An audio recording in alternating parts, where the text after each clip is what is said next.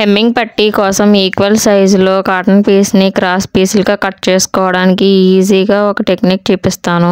చీర అట్టపెట్టెలకు వచ్చి అట్టపెట్టిని 1 inch gap తో ఈక్వల్ గా కట్ చేసుకున్నానండి. నేను చూపించిన విధంగా లైనింగ్ క్లాత్ ని వేసుకుని దానిపైన అట్టపెట్టిని పెట్టుకుని ఫోల్డ్ చేసుకోవాలి. క్రాస్ గా అయితే మనకి ఎన్ని పీసులు అవసరం అవుతాయో దాన్ని బట్టి ఫోల్డింగ్స్ వేసుకోవాలండి.